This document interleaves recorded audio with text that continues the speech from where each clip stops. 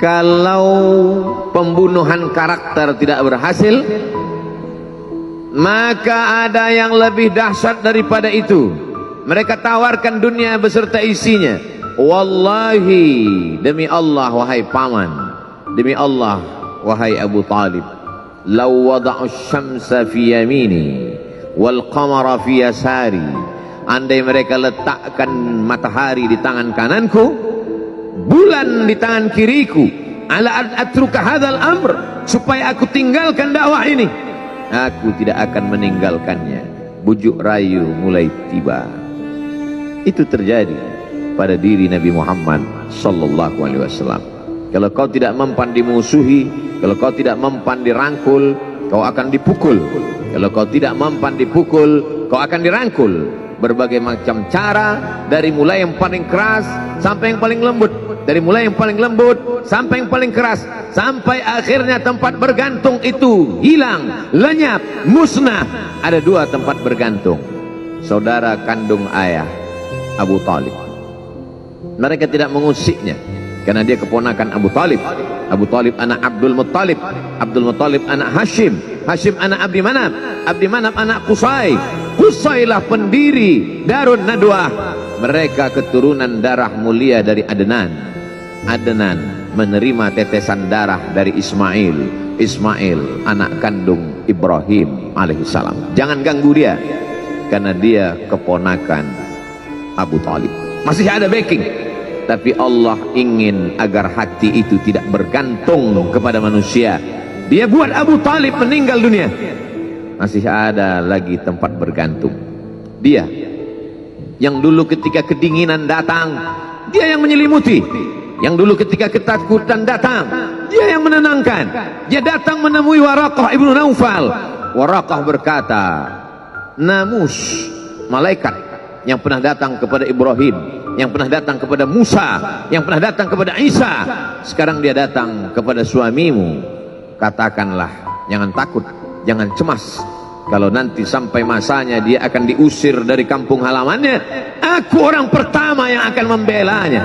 Karena begitu yang kutemukan dalam kitab-kitab suci yang kubaca, kata Waraqah bin Naufal. Hari itu juga tempat bergantung itu patah. Khadijah menghadap Allah subhanahu wa ta'ala. Tak lagi ada makhluk tempat bergantung, tak ada lagi ranting tempat berhinggap, tak ada lagi batang kayu tempat berpegang. Allah ingin agar engkau berserah hanya kepada Dia saja. Tidak ada makhluk. Bersandar kepada makhluk akan kecewa, bersandar pada kayu yang rindang akan tumbang, bersandar kepada benda akan binasa, bersandar kepada sahabat akan berubah menjadi musuh.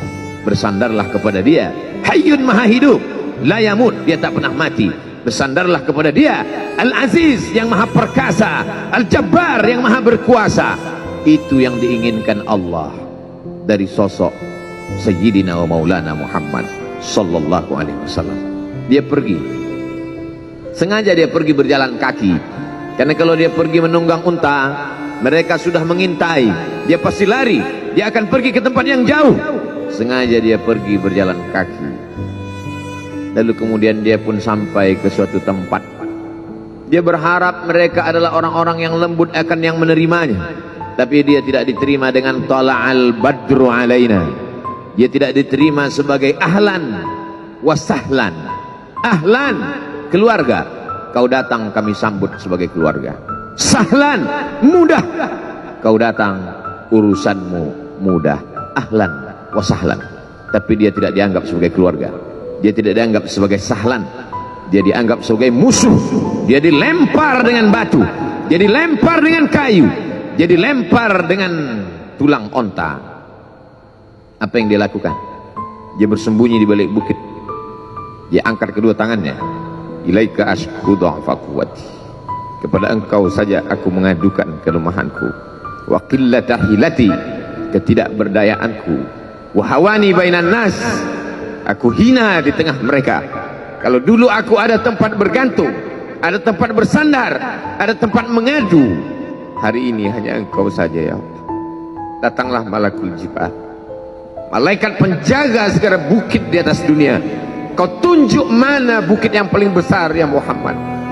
akan kutimpakan kepada mereka.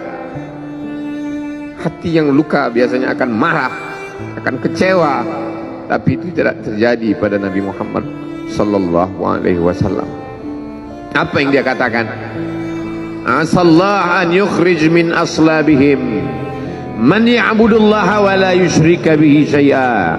Ya Allah, keluarkan dari tulang sulbi mereka, keluarkan anak cucu mereka yang akan menyembah Engkau. Tidak ada satupun yang akan mempersekutukan Engkau di atas muka bumi ini.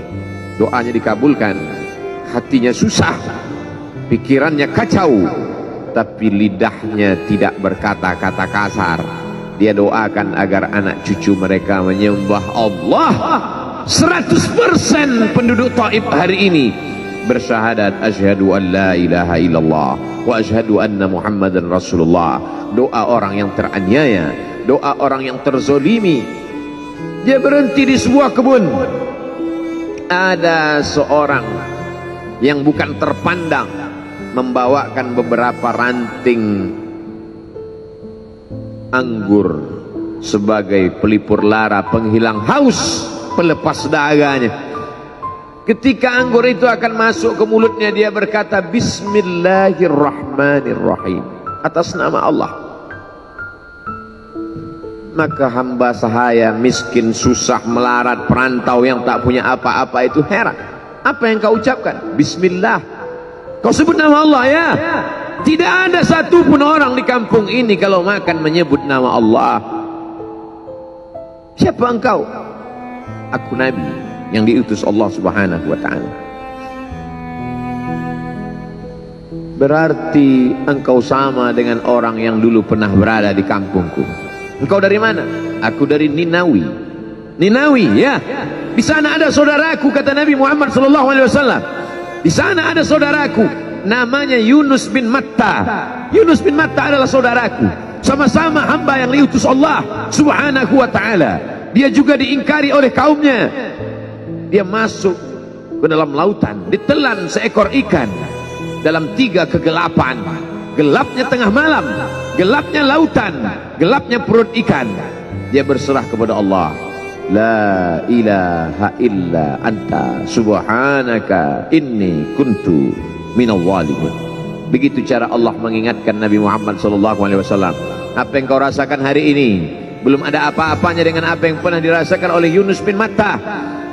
Mendengar itu langsung saja Addas bersimpuh sujud mencium lutut Nabi Muhammad sallallahu alaihi wasallam.